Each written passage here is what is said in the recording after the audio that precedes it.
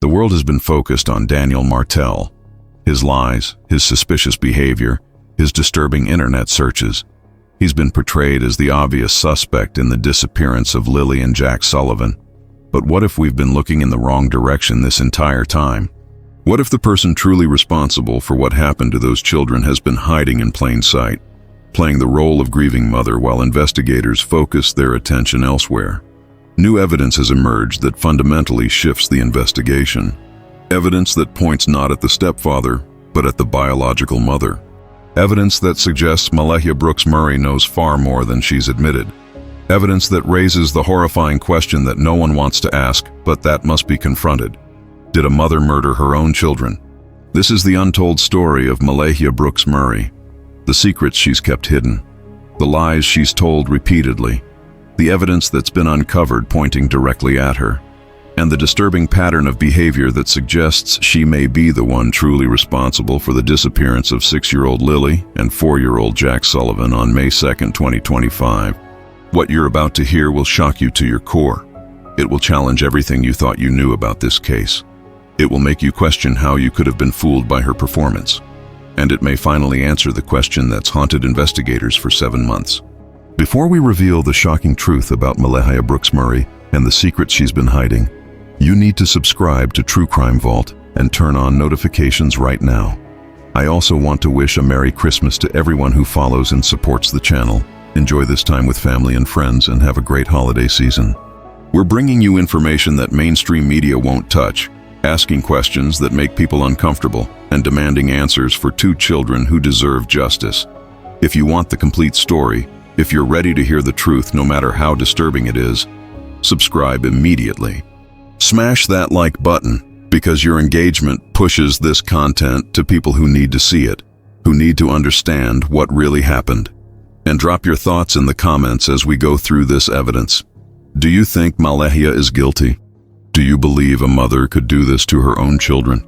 Let's discuss this as a community and piece together the truth. Now let's reveal what investigators have discovered about the woman who was supposed to protect Lilly and Jack above all else. From the very first moment Malehya Brooks-Murray appeared on camera on May 2, 2025, reporting her children missing, she played her part absolutely perfectly. The tearful mother, the desperate woman begging for her babies to come home, her voice cracking with carefully calibrated emotion as she told reporters she just wanted them safe, that she couldn't bear spending another night without them in their beds. The world watched her and saw a mother in unimaginable agony. But investigators watching that same footage, watching with trained eyes that know what genuine grief looks like versus what performed grief looks like, they saw something very different. They saw performance. They saw calculated emotion that seemed to turn on and off like a light switch. They saw someone who was acting a role rather than genuinely feeling the emotions she was displaying. Behavioral analysts who reviewed all of Malehya's media appearances and public statements noted specific, identifiable patterns that raised immediate red flags. Her tears seemed to flow only when cameras were directly on her, when she knew she was being filmed. In moments before and after filming and the gaps between takes, multiple witnesses, including camera operators and journalists, reported her seeming relatively calm, almost detached from what was supposedly happening. She would be crying for the camera, and then the moment filming stopped, the tears would dry up. She'd check her phone, adjust her makeup, chat with people in a normal tone. Then cameras would start rolling again, and immediately the tears would return. Her emotional displays followed predictable, almost mechanical patterns, the kind you see in people who are performing grief they don't actually feel, rather than experiencing genuine anguish. Real grief is messy, unpredictable, overwhelming. It doesn't follow a script. It bursts out at unexpected moments and subsides at others. But Malehya's displays of emotion were remarkably consistent and controlled. She cried at exactly the moments you'd expect a grieving mother to cry. She said exactly the things you'd expect a grieving mother to say. It was all too perfect, too rehearsed. When she spoke about Lilly and Jack during interviews, she used language that seemed scripted and impersonal. She rarely spoke about specific memories, particular moments, personal details that a mother would naturally recall about her children.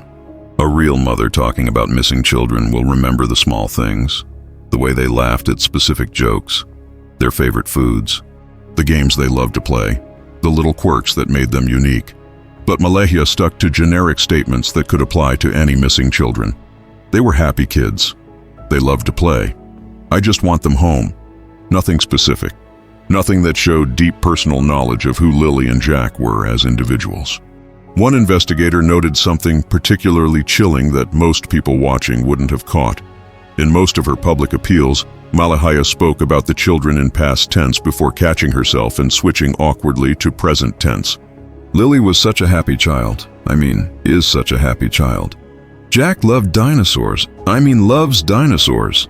These verbal slips are extremely significant. They happen when someone's subconscious mind has already accepted and processed that the person being discussed is gone, that they no longer exist in the present. The conscious mind tries to maintain the fiction that they're still alive, but the subconscious knows the truth, and it leaks out in language.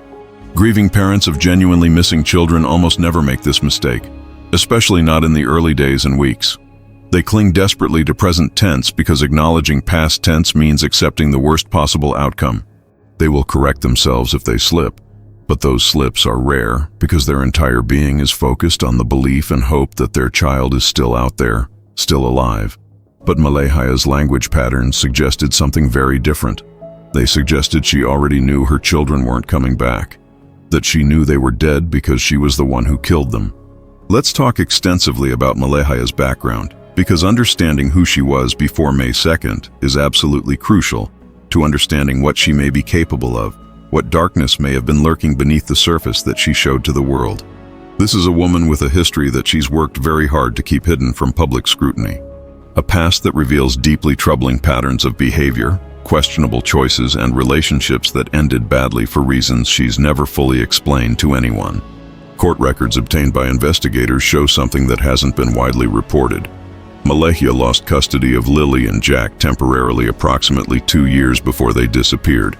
The children were removed from her care and placed with Malaya's mother, Cindy Murray, for a period of approximately 4 months, while Malaya was supposed to be dealing with what court documents vaguely and carefully describe as personal issues requiring intervention and treatment.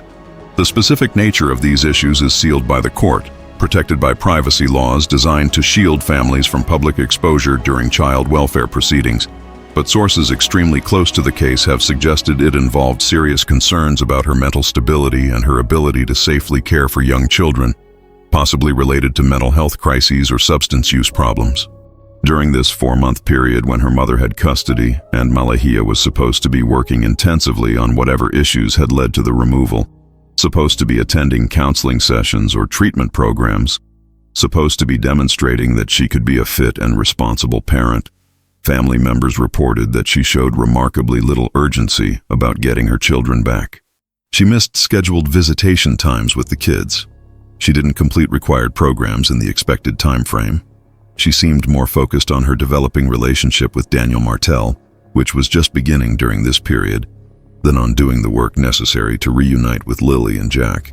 When she finally did regain custody after completing the minimum requirements, family members expressed private concerns among themselves about whether she was truly ready, whether she'd genuinely addressed whatever problems had led to the removal, or whether she'd just done enough to satisfy the court without actually changing. Her mother, Cindy Murray, reportedly told other relatives that she worried deeply about Malehya's emotional state and whether she was truly equipped to handle the constant stress and demands of parenting 2 energetic young children. But the family court system gave her another chance, as they often do, operating on the principle that children should be with their biological parents whenever possible. And Lilly and Jack went back to live with their mother. Multiple people who knew Malehya in the years before the children disappeared described her in remarkably consistent terms as fundamentally self-centered and emotionally immature. One former close friend, someone who had known Malehya since high school and who was interviewed extensively by investigators, said that Malehya frequently complained about how hard parenting was, how much she resented the loss of freedom and independence that came with having children, how she felt like she'd sacrificed her entire youth and her potential to motherhood. This friend described Malehya saying things like she wished she could just erase the past and start completely over, live the life she wanted without the burden of responsibilities she never really wanted in the first place. At the time, the friend interpreted these comments as normal. venting from a stressed parent, the kind of thing lots of people say when they're overwhelmed. But looking back now, knowing what happened, those statements take on profoundly dark significance. Malehya's relationship history is also deeply concerning and reveals patterns that should have been warning signs. Before Daniel Martel, she'd had several romantic relationships that ended poorly, often with conflict and acrimony. The children's biological father, Cody Sullivan, when interviewed by investigators, described their relationship as extremely volatile and dysfunctional from the beginning. He readily admitted that he had his own serious problems during that period, problems that ultimately and justifiably led to him losing his parental rights. But he also described Malehya as manipulative, dishonest, and capable of using their children as weapons during arguments. He said she would threaten to keep the kids from him if he didn't do exactly what she wanted. She would use access to Lilly and Jack as a bargaining chip to get money, to get favors, to control his behavior. He described her as someone who saw the children as tools to get what she needed rather than as vulnerable human beings deserving unconditional love and protection. Another ex-partner, someone Malaya dated during the period between Cody and Daniel, told investigators about concerning behavior he personally witnessed during the months they were together. He said Malaya had very little patience with the children and would frequently lose her temper over minor childhood behaviors. She would yell at them over things like making messes or being too loud. She would sometimes leave them with babysitters or dump them with relatives for days at a time so she could go out and have fun, party with friends, live like she didn't have parenting responsibilities. He described a specific incident that disturbed him enough that it stuck in his memory. Lily, who was about 4 years old at the time, was crying about something, some minor childhood upset, and Malehya screamed at her to shut up in a way that was genuinely frightening to witness. Her anger seemed disproportionate and uncontrolled. He said he broke up with her partly because he was increasingly uncomfortable with how she treated her kids, and he didn't want to be around if something bad happened. Now let's examine in detail what Malehya did and said in the days and weeks leading up to May 2nd, because this is where the evidence becomes truly damning and the case against her becomes overwhelming. Financial records meticulously analyzed by investigators show that the large cash withdrawals that everyone initially focused on as suspicious weren't from a joint account that both she and Daniel had access to. They were from Malehya's personal checking account. Yes, Daniel technically had access to it as her partner, but the withdrawals themselves were made using Malehya's debit card at ATM machines located near her workplace, during hours when she was at work and Daniel was not with her, was in fact at home or elsewhere. She personally made those withdrawals. She personally took out over $2,300 in cash during the 2 weeks before her children disappeared. And despite being asked repeatedly during multiple interviews, she's never provided a credible, verifiable explanation for where that enormous amount of money went. Investigators obtained Malehya's complete work schedule from her employer and cross-referenced it meticulously with the withdrawal times and locations from bank records. Every single large cash withdrawal was made by Malehya personally. The timestamps match her break times or lunch periods. The ATM locations are within walking distance of her workplace. When confronted directly with this during formal interviews, she initially claimed that Daniel must have used her card, must have made the withdrawals himself. But her workplace has security footage covering the parking lot and entrance areas, and that footage shows her leaving the building during those exact times, walking toward where the nearby ATMs are located. She was alone. She made the withdrawals. She lied about Daniel being responsible, deliberately trying to shift suspicion toward him. What was she buying with all that untraceable cash? Investigators have developed a comprehensive theory based on the timeline and other evidence they've gathered. In the days before the children disappeared, Malehya purchased large quantities of cleaning supplies from multiple stores. Transaction records obtained from several retail locations show cash purchases of bleach, heavy-duty contractor-grade trash bags, multiple boxes of rubber gloves, industrial air fresheners. She didn't buy these items all at once from one location, which would have been memorable and suspicious to store employees. Instead, she deliberately spread the purchases across different stores over several days, buying a few items here and a few items there, making each individual transaction seem unremarkable. But collectively, when investigators compiled all the purchases they could identify and verify, she bought far more cleaning supplies than any normal household would possibly need for routine housework. Store employees at one location specifically remembered her because she paid cash for an unusually large purchase that struck them as odd. Several large bottles of industrial-strength bleach. Multiple boxes of heavy-duty trash bags. The employee thought it was unusual enough to remember when investigators came asking questions weeks later, showing photographs and asking if anyone recognized this woman making large cash purchases. Malehya's explanation when confronted with evidence of these purchases: she claimed she was doing deep cleaning of the house, spring cleaning even though it was late April and early May. But here's the problem with that explanation. The house was not clean when police arrived on May 2nd to begin their investigation. Multiple officers noted that it was cluttered and messy, showing absolutely no signs of recent deep cleaning or organizational efforts. There were dishes in the sink, laundry piled up, toys scattered around. If someone had recently used massive quantities of industrial cleaning supplies on the house, where was the evidence of that cleaning? Text messages recovered from Malehya's phone, including numerous deleted messages that forensic digital specialists were able to retrieve from the device's memory, show that she was the primary person pushing the idea that the family situation was unsustainable and couldn't continue as it was. In text conversations with Daniel from late April recovered from both their phones, she wrote extensively about how overwhelmed she was, how she couldn't handle caring for 3 children, how their financial situation was impossible, how something fundamental had to change about their lives. Daniel's responses were often agreeing with her assessments, expressing his own frustration. But critically, she was the one initiating these conversations. She was the one expressing that the current situation with Lilly and Jack was completely unsustainable and unbearable. In one particularly chilling exchange from April 27th, just 5 days before the children disappeared, Malehya wrote to Daniel something along the lines of, "What if they just weren't here anymore? What if it was just the 3 of us, just you and me and Meadow? Wouldn't that be so much easier? Wouldn't our lives be so much better?" When Daniel responded asking what exactly she meant by that, what she was suggesting, she claimed she was just fantasizing about the possibility of the kids' father somehow taking them, giving them what she called a better life elsewhere.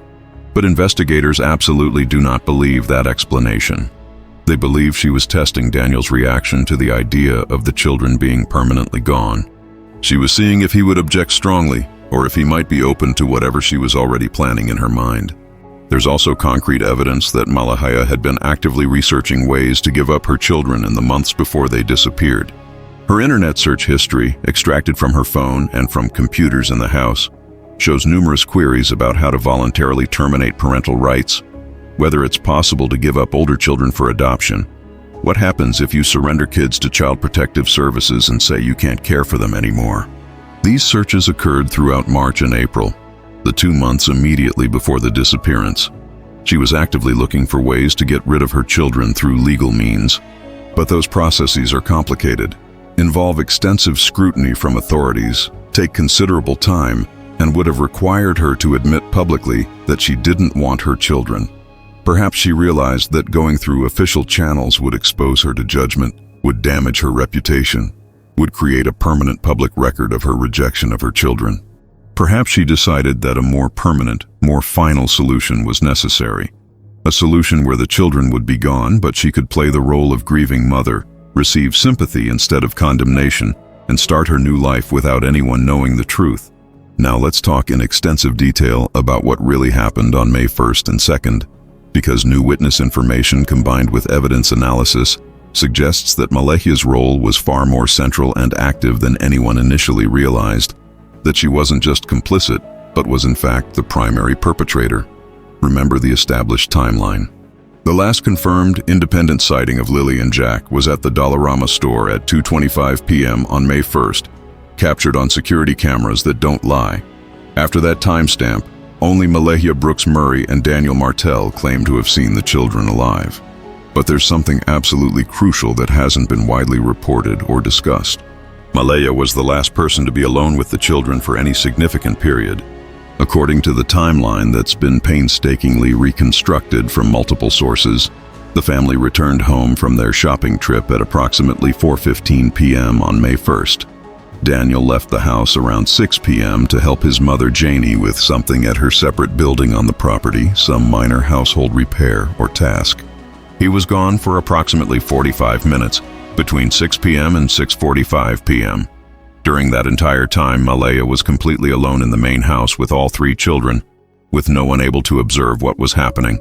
When Daniel returned around 6:45, according to his statement given to police, the older kids were in their bedroom playing or watching something, and everything seemed completely normal.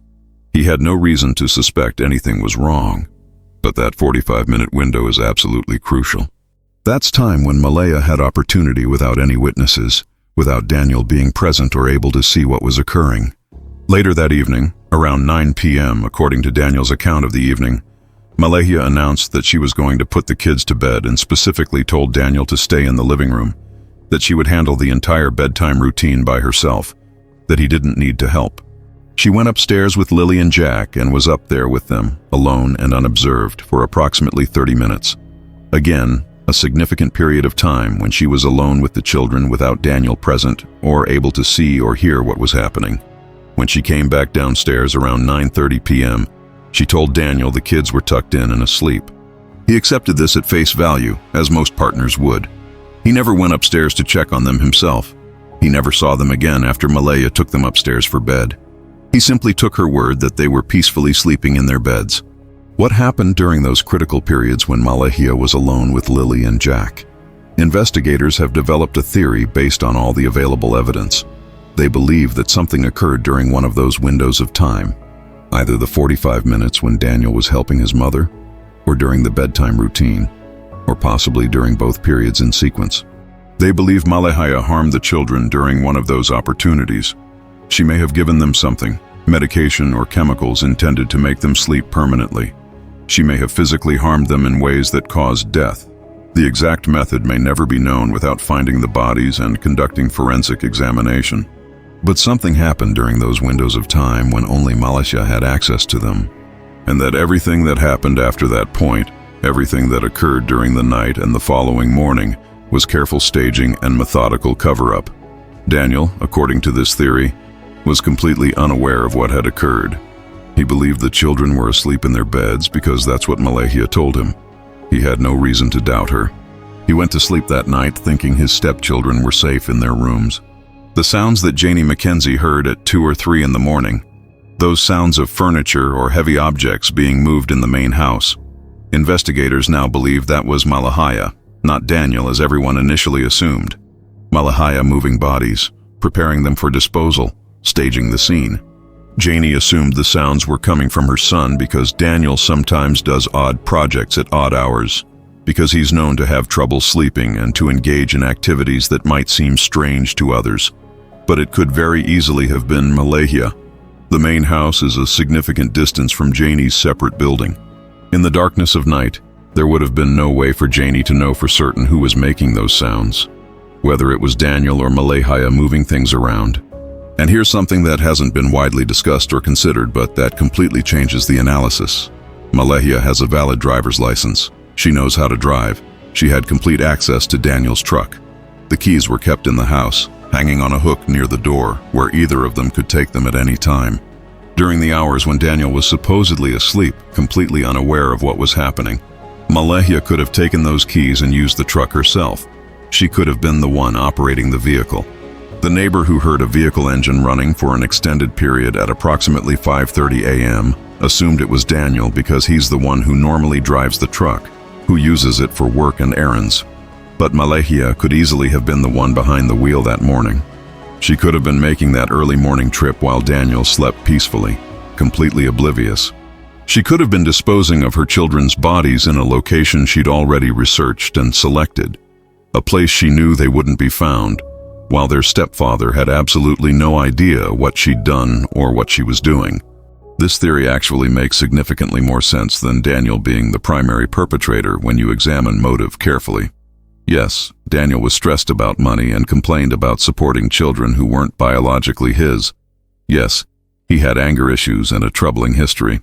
But Malehya was the one who'd consistently expressed wanting to start over completely, wanting freedom from what she called the burden of motherhood. Malehya was the one who'd temporarily lost custody before, who had a documented history of not being able to handle parenting stress.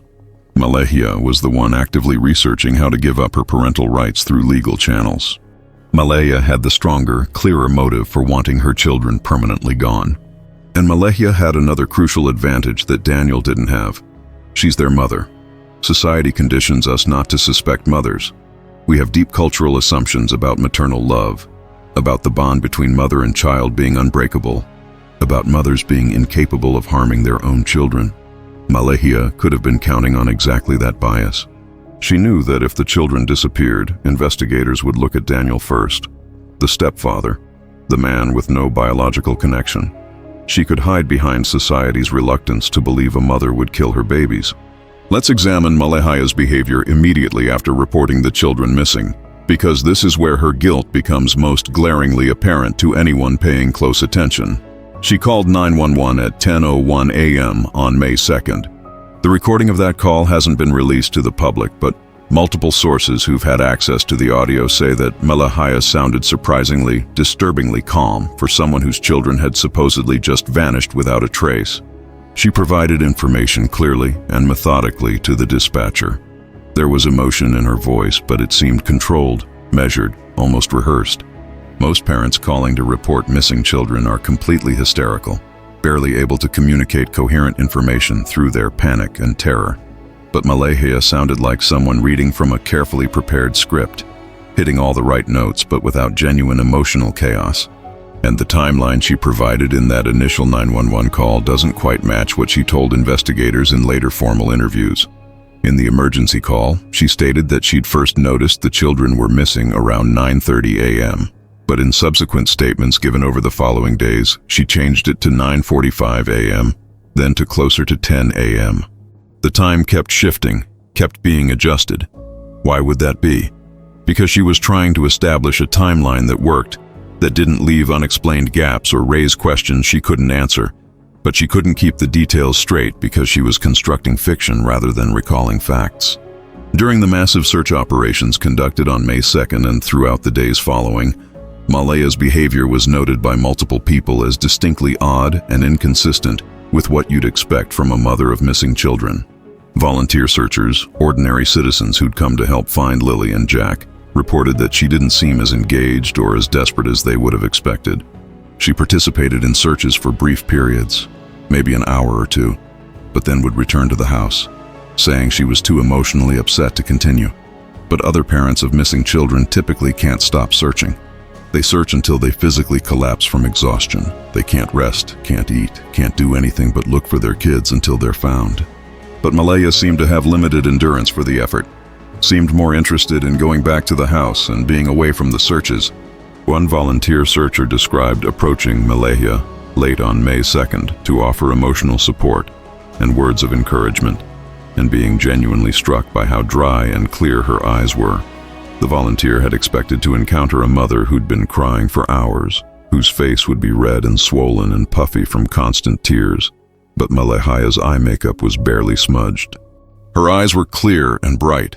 There was no physical evidence of the hours of crying you'd expect.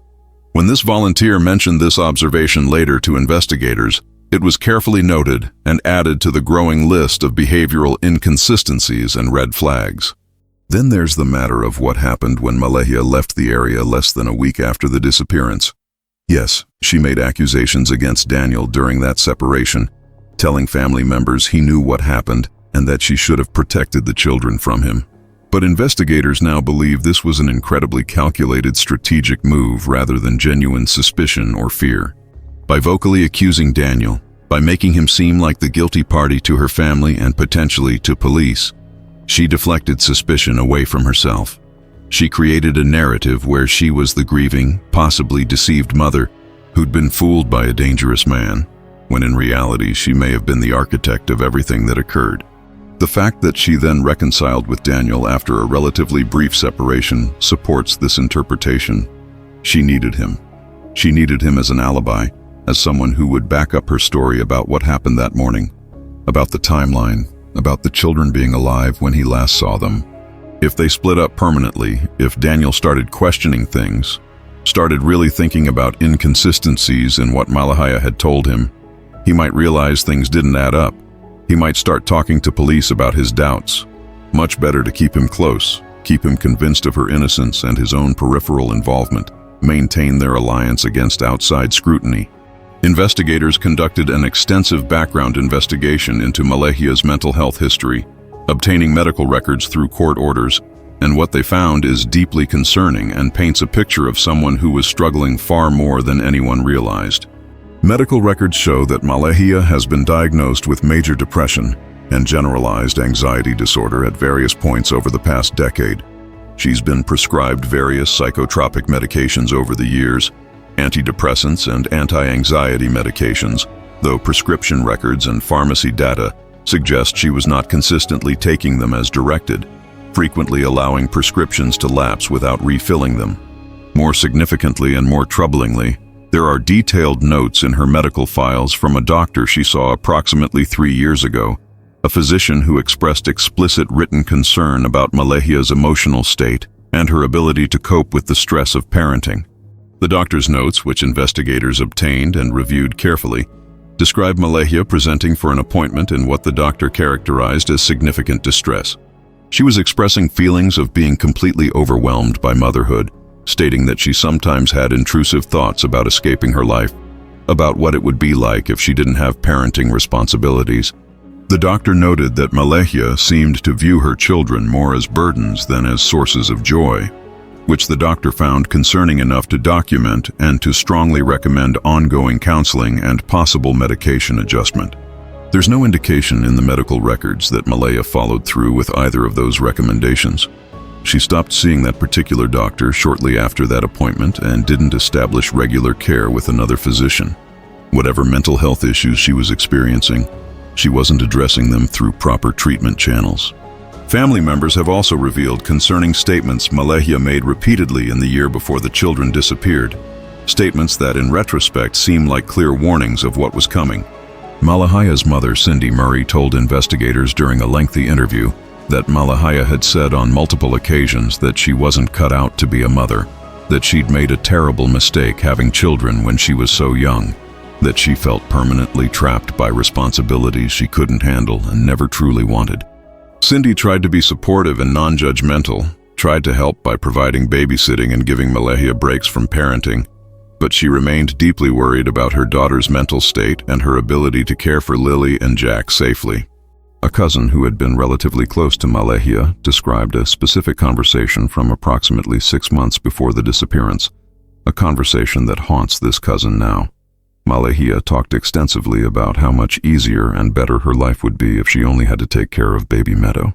She said that Lilly and Jack represented a past relationship and a previous phase of her life that she desperately wanted to forget and leave behind. She expressed resentment that Cody's failures as a father meant she was stuck with full responsibility for children she'd had when she was barely an adult herself, when she didn't know what she was doing or what she really wanted. The cousin said Malehya seemed bitter and resentful in a way that was genuinely concerning, in a way that made the cousin uncomfortable. But at the time, the cousin didn't know what to do with those concerns, didn't think Malehya would actually harm the children. Now let's talk about physical evidence that points specifically at Malehya rather than at Daniel, because when you examine the forensic findings carefully, they make more sense with her as the perpetrator. The traces of blood that were revealed through luminol testing in Jack's bedroom and in the bathroom that the children used, those specific locations are incredibly significant. Those are spaces where Malehya would have had completely legitimate, unsuspicious reasons to be. She handled all the bedtime routines. She was the one who bathed the children. She was the one who put them to bed. She would have been in both of those locations regularly as part of normal parenting activities. If something terrible happened during bath time or during the bedtime routine, if she harmed the children in one of those locations, she would have been positioned to do so without anyone thinking it was strange that she was there. And she would have needed to clean up afterward, to remove or minimize blood evidence before Daniel or anyone else saw it. The luminol results revealed that someone had indeed engaged in cleaning efforts in exactly those locations, trying to remove blood that had been spilled. Forensic analysis of cleaning supplies that were found in the house when police conducted their searches showed that several bottles and containers had been used recently and extensively, far more than you'd expect for normal household cleaning. Bottles of bleach that had been nearly full based on purchase dates were now nearly empty. Packages of trash bags had been depleted at rates that didn't match the household's normal garbage output, based on what neighbors and waste collection records indicated. Rubber gloves showed chemical residue on both the interior and exterior surfaces, consistent with someone using them for heavy-duty cleaning involving harsh chemicals. Someone in that house had engaged in serious, intensive cleaning efforts in the period right around when the children disappeared. Malaya claimed this was just normal housework, routine spring cleaning. But the house absolutely was not exceptionally clean when police arrived on May 2nd and began documenting everything. It was messy, lived in, showing no signs of recent deep cleaning. So where did all those cleaning supplies go, if not toward cleaning up evidence of a crime? DNA analysis of materials recovered from the outdoor trash receptacles found minute traces of blood mixed with heavy concentrations of cleaning chemicals, suggesting someone had cleaned up blood and then disposed of the cleaning materials. The DNA testing on these trace amounts is still ongoing. The process is slow and painstaking, but preliminary results suggest the blood may belong to one of the children. Someone cleaned up blood, disposed of the contaminated materials in the outside trash, thinking they'd gotten rid of the evidence completely. But forensic specialists know how to find what people try to hide. There's also the highly suspicious matter of Malehya's clothing from the critical time period. When investigators specifically asked her to provide the clothes she'd been wearing on May 1st and May 2nd, she claimed she'd already washed them, that she'd done laundry on May 3rd before she fully understood the children weren't coming back, before she realized those clothes might be evidence. This explanation is highly suspicious. Most parents don't think about mundane tasks like laundry the day after their children disappear. They're too emotionally devastated to function normally, too consumed with fear and hope to care about household chores. But Malehya supposedly had the presence of mind to do laundry, and specifically to wash the exact clothes she'd been wearing during the period when the children disappeared. When investigators obtained the clothes from the dirty laundry hamper, forensic examination revealed that they'd been washed multiple times, not just once. The fabric wear patterns and detergent residue analysis indicated the items had been run through the washing machine at least 3 or 4 times in rapid succession. Someone was desperately trying to make absolutely sure that any trace evidence, any biological material, any chemical residue was completely and totally gone. Guilty people destroy evidence. Innocent people preserve everything, hoping desperately that something might help investigators find their missing loved ones. Malehya's decision to wash her clothing multiple times in the immediate aftermath speaks volumes about consciousness of guilt. Let's examine in detail what Malaya said during her multiple police interviews, because her statements are absolutely riddled with inconsistencies, contradictions, and provable lies that reveal someone trying to maintain a fabricated story rather than recalling actual events. In her very first formal interview on the evening of May 2nd, she stated clearly that she'd put the children to bed at 9 p.m. and they'd been perfectly fine, happy, and healthy. In her second formal interview on May 4th, she changed the time to 10 p.m., a full hour later. When investigators pointed out this discrepancy and asked her to explain why the time had changed, she claimed she'd been confused initially, that the timeline was blurry in her memory because of the trauma. But you don't forget what time you last tucked your children into bed, especially when that was the last time you saw them alive. That's a detail that gets seared into memory. The fact that her account kept changing suggests she was constructing a timeline that would work rather than remembering what actually happened. She also gave notably different accounts of what the children were supposedly wearing when they allegedly went outside and disappeared. In the initial 911 call, she said Lily was probably wearing something pink, being vague and uncertain. In later statements to police and media, she added increasingly specific details. Pink sweater, pink pants, pink boots, blue dinosaur boots for Jack. Where did all those specific details suddenly come from if she hadn't actually dressed them that morning? Investigators believe she was adding details retroactively to make her story seem more credible and believable, manufacturing specifics rather than recalling actual facts. When investigators asked her detailed questions about the children's behavior, moods, and activities in the days before they disappeared, Malehya gave remarkably vague and generic answers. She couldn't remember specific conversations she'd had with them, couldn't describe particular games they'd played or things they'd talked about, couldn't tell investigators what the children's moods had been like, whether they'd seemed happy or upset or sick. Most parents can recall these kinds of details about their children, especially about the final days before they went missing, because those memories become precious and are reviewed constantly. But Malehya drew blanks on nearly everything, suggesting either the events were much further in the past than she was claiming, or that she simply hadn't been paying enough attention to her children to form detailed memories of their last days. She lied about the cash withdrawals, as we've thoroughly established. She lied about who made them and what the money was used for. She lied about the extent and nature of the cleaning she'd done.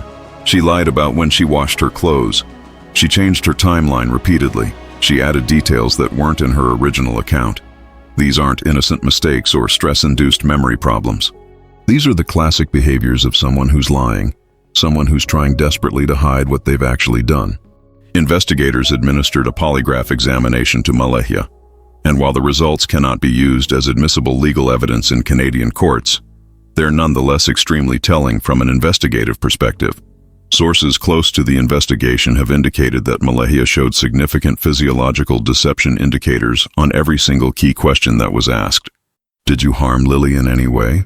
Strong deception indicated. Did you harm Jack in any way? Strong deception indicated. Do you know where Lilly and Jack are right now? Strong deception indicated. Are you lying to us about what happened on the morning of May 2nd? Strong deception indicated. The polygraph examiner, an experienced professional who's conducted thousands of these examinations, concluded in the written report that Malehya Brooks-Murray was clearly and definitively being deceptive about her knowledge of and involvement in her children's disappearance.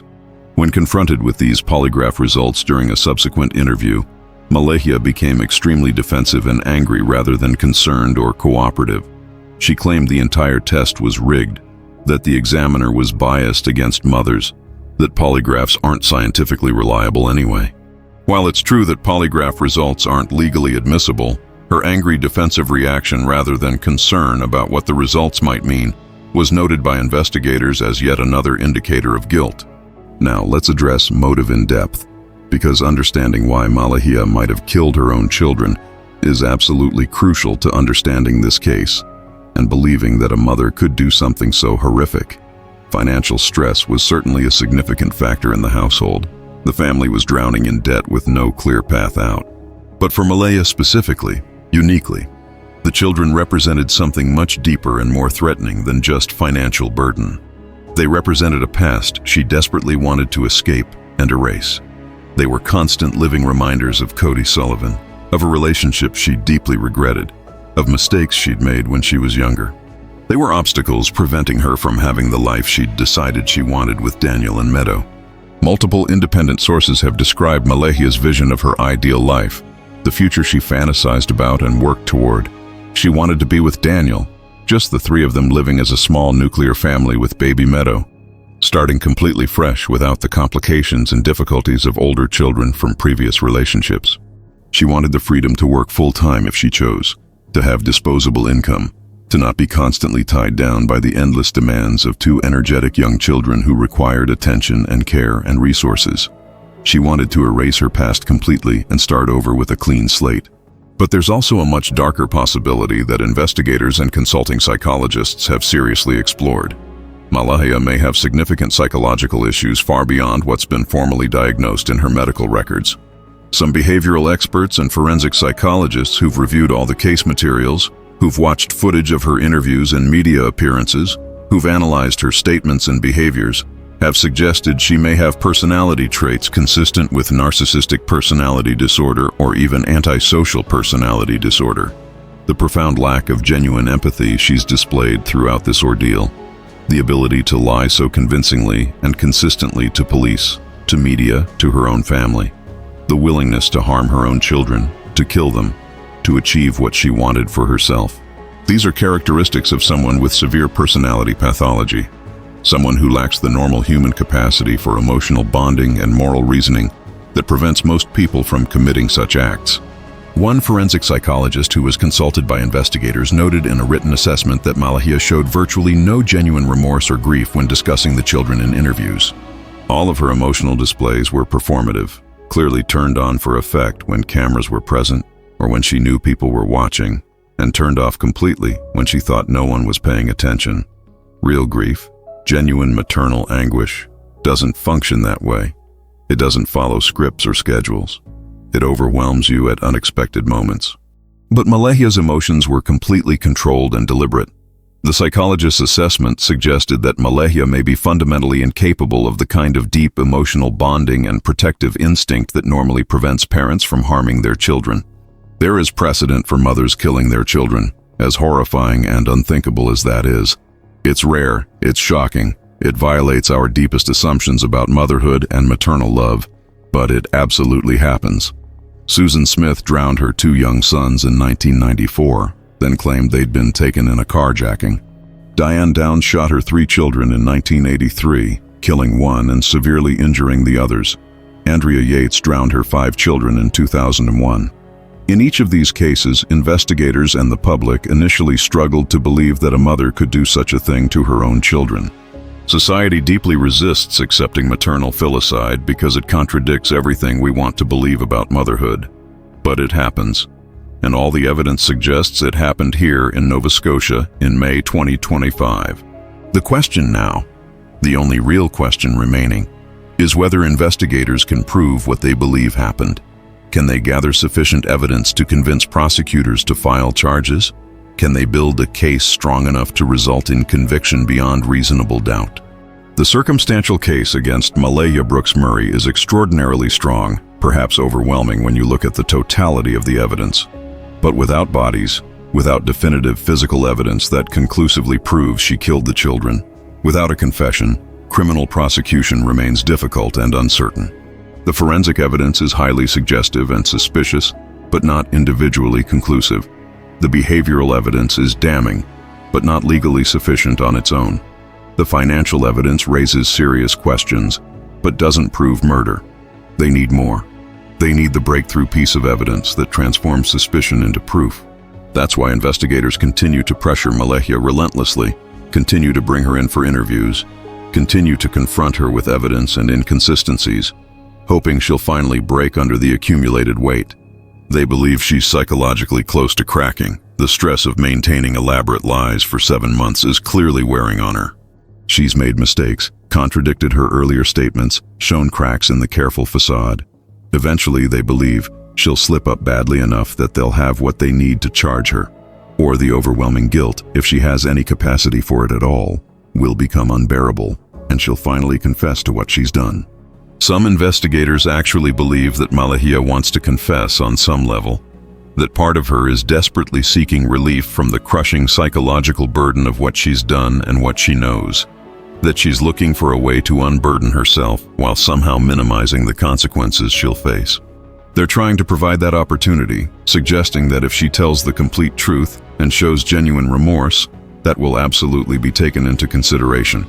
Whether she'll ultimately take that opportunity, whether her need for relief will overcome her instinct for self-preservation, remains to be seen. There's also the very real possibility that physical evidence will eventually be found that conclusively proves her guilt beyond any doubt. The DNA testing on the blood traces found in the house is still ongoing. If that blood is definitively confirmed through DNA analysis to belong to Lilly or Jack, and if the quantity and specific location suggest they bled significantly in that house, it becomes extraordinarily difficult for Malehya to explain that away with innocent explanations. Searches for the bodies continue periodically. If remains are ever found and recovered, forensic analysis could potentially prove how the children died, and that could provide the definitive evidence prosecutors need to file charges with confidence. Now I need to state something clearly and unequivocally for legal reasons. Malehya Brooks-Murray has not been charged with any crime related to the disappearance of Lilly and Jack Sullivan. She continues to maintain her complete innocence. She insists that her children wandered off into the wilderness and that she had absolutely nothing to do with their disappearance. Under Canadian law and basic principles of justice, she is innocent until proven guilty beyond a reasonable doubt in a court of law. And it is theoretically possible, however unlikely it seems when examining all the evidence, that all the suspicious circumstances have innocent explanations, that she's being wrongly suspected, that the real truth is something else entirely that we haven't discovered. But when you look carefully and honestly at the totality of the evidence, when you understand the complete pattern of behavior, When you see all the lies and inconsistencies in forensic findings and behavioral indicators, it becomes increasingly difficult to believe in her innocence. The evidence very strongly suggests that Malehya Brooks-Murray killed her own children, and the investigators who've devoted 7 months of their lives to this case, who've examined every detail and followed every lead and analyzed every piece of evidence, they believe they know the truth even if they can't yet prove it to the standard required for criminal conviction. The investigation continues actively every single day. Detectives are still working tirelessly to find the evidence that will finally allow them to bring formal charges and seek justice for Lilly and Jack. The substantial reward of $150,000 still stands, available to anyone who provides information leading to finding the children or to criminal charges being filed. The pressure on Malaya continues and will not stop. And eventually, one way or another, the complete truth will emerge into the light. Whether through confession, through discovery of remains, through breakthrough forensic evidence, through a witness coming forward with crucial information, the full story of what happened on May 2nd, 2025 will eventually be known. And when it is, when the world finally understands what really happened to Lilly and Jack Sullivan, Malehya Brooks-Murray will face the full consequences of what she's done. Justice may be delayed, but it's coming. For 2 innocent children who deserve so much better than the mother they were given, justice will eventually be served. What do you think after hearing all this evidence? Does it convince you that Malehya is guilty? Can you believe a mother would do this to her own children? Share your thoughts in the comments below.